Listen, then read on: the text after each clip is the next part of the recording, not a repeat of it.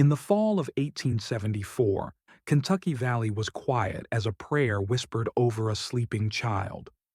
Oaks shed their leaves like confessions, and the wind carried secrets down the hills. In a small churchyard on Hollow Ridge, mourners stood around a simple wooden coffin. Inside lay William Boone, beloved son, older brother, and the kind of man whose laughter made you believe the world could be good. Pneumonia took him quickly, too quickly for his family to grasp. His mother, Eleanor Boone, clutched his picture as if tears alone could bring him back. Standing beside her was Jacob, William's 14-year-old brother, tall enough to seem strong but still soft with youth. The weight of the world now pressed onto his narrow shoulders. As the preacher finished the last verse, the coffin lowered into the ground. Jacob stared, numb, until a thought pricked him. Why does the earth look like it's swallowing him faster? But the moment passed, brushed off as grief. No one noticed the grave sink an inch deeper before they even walked away. Life at the Boone cabin grew quieter. The chair William once carved sat empty by the fire. His tools remained untouched. Jacob tried filling the silence, chopping wood, feeding the chickens, mending the fence. But grief had a way of hollowing out effort. Every evening he visited the grave. It gave him an excuse to escape the heaviness of home. One night, lantern in hand, he gasped. William's grave had sunk lower, as though the earth were dragging him into darkness. Dirt caved inward like a hungry mouth. It wasn't natural, not in a single day. Jacob ran home, breath trembling. But when he tried to speak, his mother stared through him, lost in her own misery. He swallowed his words. Some grief is too fragile to disturb. The next morning, Jacob returned, determined to believe he'd imagined things. But no, the grave was lower still. He knelt, placing a hand on the soil. Cold, damp, sinking. A shiver rattled his bones. Then, movement. He jerked back, heart thundering. The ground seemed to pulse, puffing a sigh from beneath. Jacob stumbled away, lantern swinging wildly. He wasn't alone in that cemetery. Something, or someone, was beneath. Jacob went to the one person who always listened, Mr. Henry Clay, the town blacksmith, a man with arms like iron rails but a soul soft as bread. Jacob spilled every detail, the grave sinking, the pulsing earth, the sense that something was wrong. The blacksmith's face tightened. "It ain't nature," he muttered. He rummaged through a drawer and handed Jacob a small iron cross. "Some graves don't like peace," Clay whispered. "Put this in the soil. See if the earth minds." The boy returned to Hollow Ridge before sunset, determination stiffening his spine. As he pressed the iron cross into the grave, the soil stopped moving. For that night. The following evening, a storm rolled in, clouds swallowing the moon like it feared what it might see.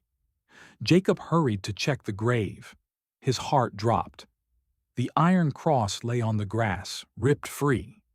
The grave now opened like a gaping wound. Rain hammered the valley, and lightning slashed the sky. Jacob knelt in mud, fighting panic. The ground sank deeper with every roll of thunder. It wasn't just collapsing, it was pulling. Something wanted William, or something William had. Jacob fled, shaken to his marrow. Unable to hold his tongue any longer, Jacob confronted his mother. "Ma, William's grave. It's falling, deeper every night."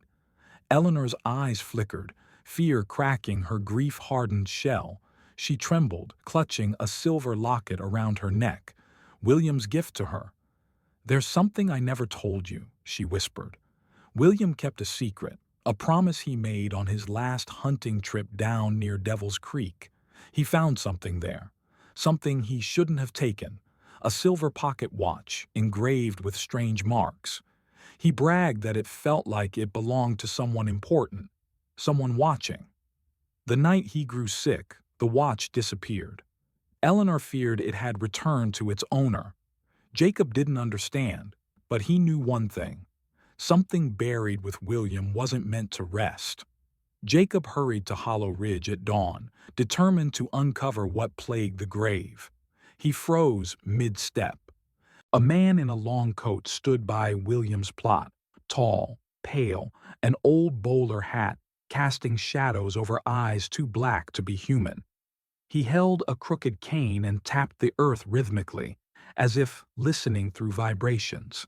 Jacob crept behind a tree, breath shallow.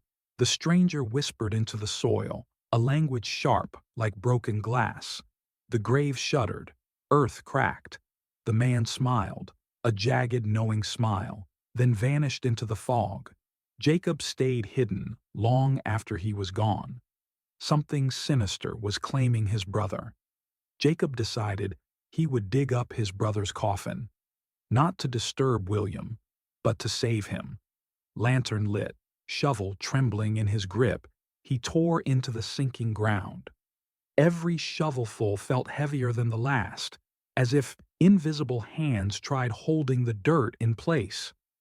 When metal clanged, Jacob gasped. He brushed dirt away, revealing the pocket watch clenched in William's lifeless hand. But the coffin was no longer resting on solid ground. Below, darkness yawned like a bottomless pit. The coffin had sunk far beyond its burial depth, being dragged into some underworld. Jacob pried the watch free. The earth roared. Air rushed downward, nearly pulling him inside. He scrambled back as soil collapsed, covering the coffin completely. William was gone from reach. All that remained was the cursed watch. Back home, Jacob cleaned dirt from the watch. Though tarnished and ancient-looking, it ticked steadily, its hands spinning backward. Inside the lid, one life owed, one death unpaid. Jacob's stomach knotted. The watch seemed alive, a heartbeat trapped in metal. Holding it made his vision blur. Flashes of William, choked by shadows clawing at him from below. Jacob shouted and dropped the watch, but the ticking grew louder, echoing through the house like knocking from a coffin lid. His mother rushed in and screamed when she saw it. "That thing belongs to a man buried in Black Hollow," she rasped. "His death was violent. Wrong. He won't rest until the debt is paid." Jacob looked out the window toward the cemetery. The grave was sinking again. Jacob wrapped the cursed watch in cloth and tucked it into his coat. He ran toward Hollow Ridge, lungs burning, heart carrying every ounce of love he had for William. Wind whipped the trees, and dusk stained the sky in bruised purples. Kneeling beside the collapsing grave, Jacob whispered, "Will, I'm here. I ain't letting go. Ever." The ground trembled violently. But Jacob didn't flinch. Fear bowed to devotion. He knew now. The grave wasn't sinking because William was dead. It was sinking because he wasn't done living. Jacob would follow his brother into the dark if that's what it took to save him. He gripped the watch tighter, and the cemetery answered with a deep, rumbling growl from below, as if the earth itself was opening a door. Jacob barely had time to brace himself. The earth split beneath William's grave, forming a jagged tunnel slanting deep into the cold soil. Lantern shaking in his fist, Jacob shouted, "I'm coming, Will. I ain't letting them take you." He slid down the dirt passage, the cursed watch glowing faintly in his pocket. Behind him, the grave sealed shut like lips closing around a secret. There was no turning back. He landed in a cavern. Roots hanging like skeletal fingers, the air sour and heavy. Ahead, faint weeping echoed through the darkness. His brother was calling. Jacob followed the sound, lantern casting long shadows. The tunnel widened into a chamber of gray stone, and there he saw him, the pale stranger with the cane. Torches burned a sickly green behind him. Chains hung from the walls. And William, limp and ghost-white, lay in a pit below. Jacob's voice cracked, "Let him go." The stranger tipped his hat, revealing hollow sockets where eyes should have been. "You hold what is mine," the man hissed. "One life owed, one death unpaid." He pointed his cane at the watch clenched in Jacob's hand. Jacob stepped back, but the ground rumbled in warning. This entity wasn't merely a man. It was the collector of debts, the one wronged by the theft. The creature extended a skeletal palm. "Return what was stolen, and replace what was lost." Jacob froze. Replace? Did he mean trade William's life for his? Choking back fear, Jacob shouted, "Take me instead." The creature paused. "You would surrender your years to pay his debt?" Jacob's breath shook. He stared at William, his brother, his best friend, the one who always called him kid, even when Jacob did the heavy lifting. He nodded. "Yes, Will deserved better than the grave. I'll pay the price." William stirred faintly, eyes wet with helpless terror. "No, Jacob, don't." But the creature already smiled. Darkness swirled around Jacob, cold as an open coffin. His legs weakened as time itself tried pulling from his bones. The watch floated upward, spinning fast, its reverse ticking accelerating. William thrashed in the pit, tears cutting rivers through the dirt on his cheeks. "Jacob, stop! I should have never taken it." Jacob's fingers slipped, but his heart didn't. "You're my brother," he groaned. "You always looked out for me. Let me do it for you." William screamed his name as the flames of time clawed at Jacob's youth. But then, something changed. The creature recoiled, screeching. The watch stopped spinning. A silver locket fell from Jacob's coat, their mother's locket, with a picture of both brothers tucked inside. It shone like a fragment of heaven in that hellish pit. The chamber trembled. The creature hissed, shielding its hollow eyes. Love has no value here. But it did. Jacob remembered every moment with William, every joke, every fence they fixed together, every day he wished he were half the man his brother was. He shouted with everything he had, "Love pays debts you'll never understand." The locket burned brighter, pushing back the shadows. Chains rattled and broke. William dragged himself out, collapsing beside Jacob. The watch dropped into Jacob's hands, silent. The creature's voice curdled into rage. "You cannot erase a life owed." Grabbing William's arm, Jacob ran blindly into a tunnel that opened as the cavern walls cracked apart. The earth groaned like a living beast. Roots whipped like snakes. Bones shook loose from the walls. Behind them, the creature shrieked and crawled through the dark like a nightmare on all fours. William stumbled, still weak from the underworld's grip. "Leave me, Jacob." Not a chance. The tunnel sloped upward, toward salvation. They could smell fresh air, hear rain above. Almost free. Crack. The creature seized William's leg, dragging him back. Jacob tackled the creature, diving into darkness. Both boys tumbled against stones, gasping. The monster loomed, tears of black tar spilling from its empty sockets. "You owe the watch," it snarled. "A life for a life?" Jacob held up the silent watch, not as a token of fear, but of defiance. "No," he said firmly. "A life given is worth more than a life taken." And William gave everything he had to protect us. He tossed the watch at the creature. "If you need a soul, take the watch, but leave my brother." The cavern fell silent. The creature caught the watch in its bony fingers. It stared, puzzled, almost moved.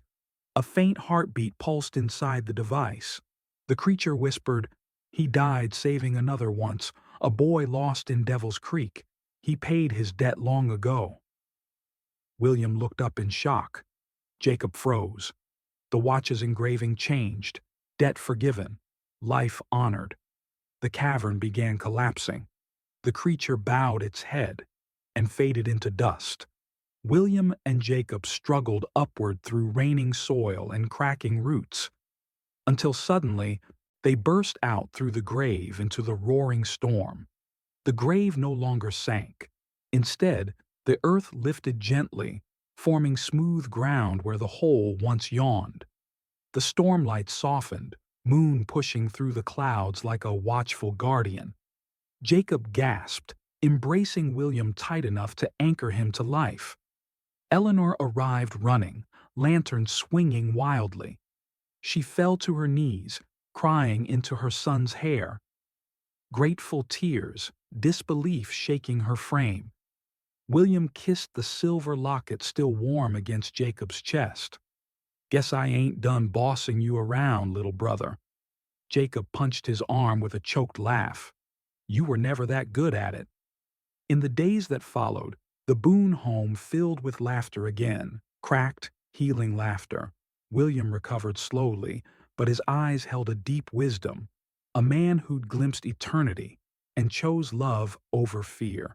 The pocket watch was buried deep in the forest where no grave hungered. Eleanor prayed every night not from sorrow, but gratitude. Hollow Ridge Cemetery grew peaceful once more.